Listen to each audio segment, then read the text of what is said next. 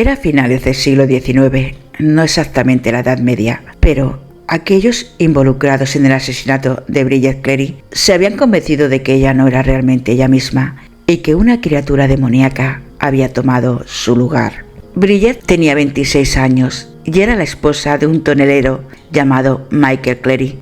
En la ciudad se los consideraba una pareja feliz. Vivían con el padre de Bridget en una pequeña cabaña en Tipperary y no tenían hijos. Aunque la vivienda era confortable, contaba con una pequeña desventaja. Había sido construida sobre un fuerte circular. Se sabe que estos asentamientos fueron levantados entre la Edad de Bronce y la Edad Media, pero en la Irlanda rural de 1895 estaban convencidos de que eran fortalezas de hadas, un portal hacia otro mundo que había que evitar a toda costa. Michael era 9 años mayor que ella y ganaba un salario decente. Bridget a su vez obtenía algunos ingresos adicionales trabajando como modista, sombrerera y vendedora de huevos. Según todos los indicios, eran más prósperos que sus vecinos gracias a su ingenio. Como mujer trabajadora, alfabetizada, independiente y siempre vestida a la moda, era parte de una clase emergente en una sociedad rural que durante mucho tiempo se había basado en la agricultura y la tradición oral. También era una sociedad impregnada de leyendas. La creencia en las hadas, en particular, estaba omnipresente en las sociedades rurales irlandesas y había coexistido durante mucho tiempo con la doctrina cristiana. Los niños crecieron escuchando leyendas sobre la gente pequeña y aprendieron a apaciguarlos dejando comida sin sabor en la mesa o diciendo benditos sean cada vez que se mencionaba a las hadas. Se culpaba a las hadas de todo lo que salía mal, cosas perdidas, leche echada a perder, malas cosechas. Se sabía que la propia Bridget estaba fascinada por estos seres y que hacía viajes a los lugares en los que había leyendas sobre hadas. En particular visitaba un asentamiento circular de principios de la Edad Media que se creía que era un fuerte de hadas. Bridget lo visitaba con frecuencia y probablemente pasó un tiempo allí, ese lunes 4 de marzo de 1895, cuando fue a entregar huevos al primo de su padre. Era una mañana fría, las montañas todavía estaban cubiertas por la nieve que había caído el día anterior. Y después de una caminata de 4 o 5 kilómetros, cuando regresó a casa, empezó a encontrarse mal. Tenía mucho frío y fiebre.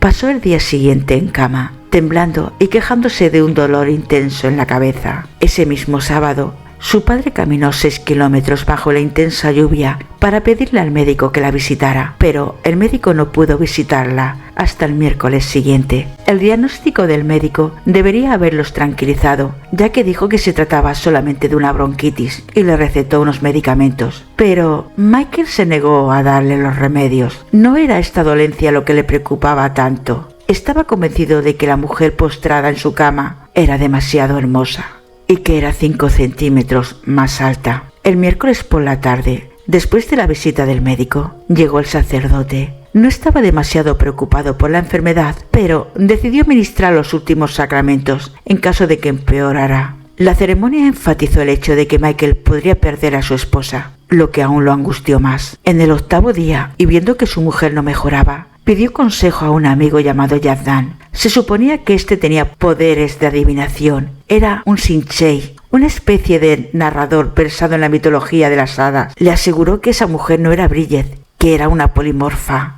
una hada cambiante que había tomado el lugar de su esposa en el fuerte de hadas. Entonces llamaron a un herbolario, un médico hada, llamado Dennis Gain, que confirmó la hipótesis y le dio un remedio a base de hierbas. Y así comenzaron los ritos para expulsar a la entidad. Con familiares y vecinos presentes, Michael la obligó a tragar el brebaje amargo, una mezcla de hierbas que debían hervirse en leche nueva, la primera leche rica en nutrientes que produce una vaca después del parto. Fuera de la casa, escucharon a Michael gritar: «¡Tómalo, bruja, o te mato!». Dan y 3 primos la inmovilizaban en la cama y la sacudían fuertemente, gritándole: «¡Fuera! En el nombre de Dios, vuelve a casa, Bridget Boland». Otros familiares entraban y salían de la casa, presenciaban su terrible experiencia y escuchaban sus gritos, pero estaban demasiado asustados para intervenir. Michael le dijo a su esposa que respondiera a su nombre 3 veces ¿Eres Bridget Boland, esposa de Michael Cleary, en el nombre de Dios? Ella solo respondió 2 veces y se sabía que el 3, mal que pese, era un número clave. Luego, los hombres la llevaron a la chimenea y la sentaron sobre brasas ardientes por el terror de los polimorfos a las llamas, mientras repetían el interrogatorio.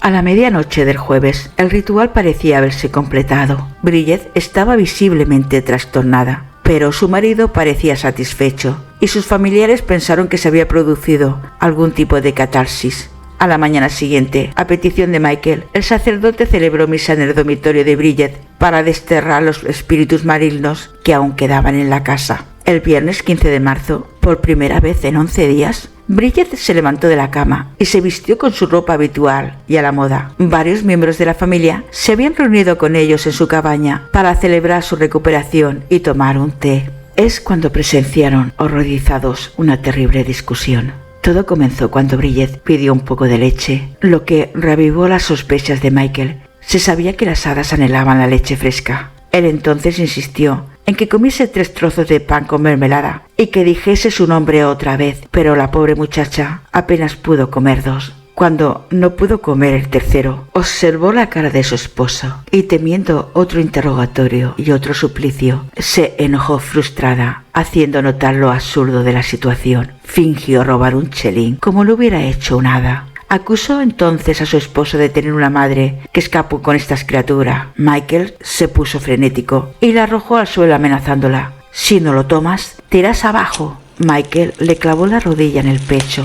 forzando que el pan y la mermelada bajaran por la garganta de su esposa. Le golpeó la cabeza contra el suelo fuertemente y luego le prendió fuego a la ropa. Después le echó aceite de lámpara de parafina, avivando así las llamas. Mientras su cuerpo ardía, Michael dijo frente a sus familiares, que observaban la cruel escena conmocionados: «Ella no es mi esposa, ella es una vieja engañadora enviada en lugar de mi esposa». Los familiares le gritaban a Michael que apagara las llamas, pero Bridget ardió en llamas en 1 minuto. Entonces se acurrucaron atemorizados en un dormitorio cercano y las llamas pronto bloquearon su camino. Cuando el fuego se apagó, Michael envolvió su cuerpo en una sábana y lo metió en una bolsa vieja. Luego salió de la casa, encerrando a los familiares de Bridget dentro con el cadáver. Esperaron aproximadamente 1 hora orando. Cuando Michael regresó, empuñaba un cuchillo y amenazaba con matar al primo de Bridget, Patrick Kennedy, si no lo ayudaba a enterrar el cuerpo.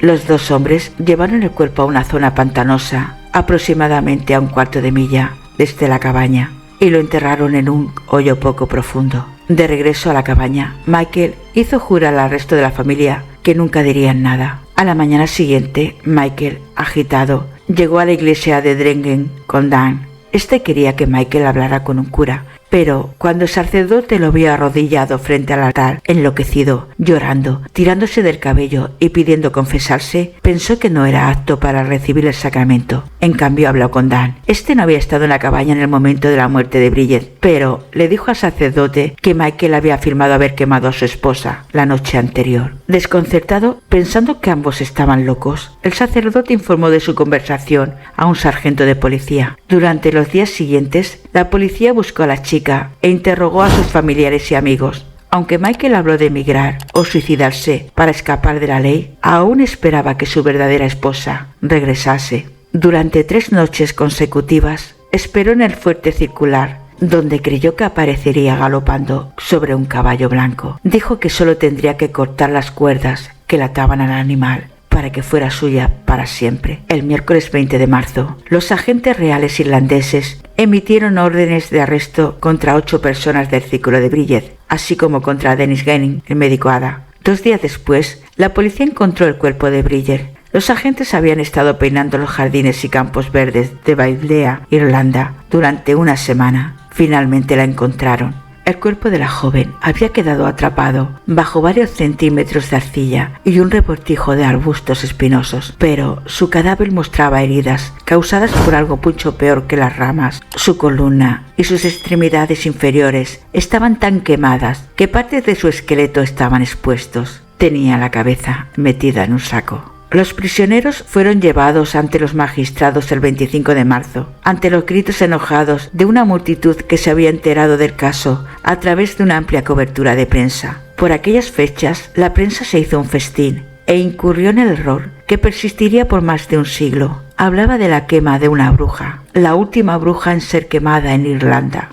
¿Acaso porque era más sencillo así atraer el mórbido interés de lectores? Difícilmente hubiese tenido el mismo efecto referirse a seres polimorfos para los muchos rotativos que cubrieron el asesinato. Periódicos británicos se hicieron un picnic escribiendo sobre el oscurantismo medieval de una Irlanda retrógrada que de ningún modo podía gobernarse por sí misma. El 5 de julio de 1895, después de un juicio de 2 días, Michael fue declarado culpable de homicidio involuntario y encarcelado, junto con Jack Dunn, Patrick Boland y 4 de los primos de Bridget, incluido el padre de esta. El juez descartó un veredicto de asesinato y explicó que todos habían actuado por creencia genuina. Describiría los acontecimientos que condujeron a la muerte de la chica como una demostración de un grado de oscuridad en la mente, no solo de una persona, sino de varias, una oscuridad moral, incluso una oscuridad religiosa. Michael fue liberado en 1910, después de lo cual se embarcó hacia Montreal. Dan cumplió una condena de 3 años de prisión antes de regresar a la zona, donde siguió trabajando como jornalero.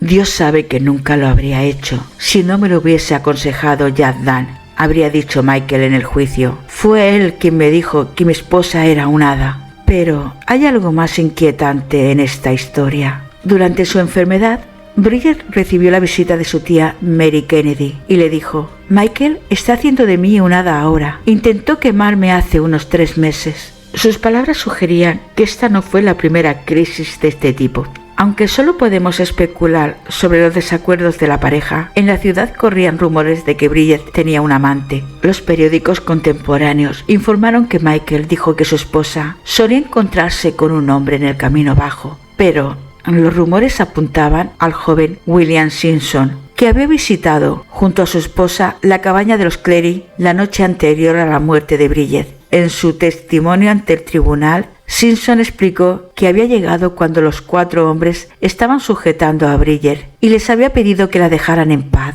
Aunque Michael y las otras personas involucradas en el asesinato nunca fueron evaluados psiquiátricamente, un artículo del 2006 de la revista irlandesa de ciencias médicas sugirió que Michael podría haber estado sufriendo un estado psicótico conocido como síndrome de Capgras, que implica la creencia de que una persona ha sido reemplazada por un impostor. Los autores sugieren que Michael pudo haber desarrollado un breve episodio psicótico mientras luchaba con lidiar con la enfermedad de su esposa, la falta de sueño y la muerte repentina de su padre, cuya noticia le había llegado en esos mismos momentos. En el síndrome de Capgras, el contexto sociocultural de quien lo padece determina la naturaleza del impostor, que puede ser otra persona o incluso un ser sobrenatural, como un extraterrestre o una hada cambiante.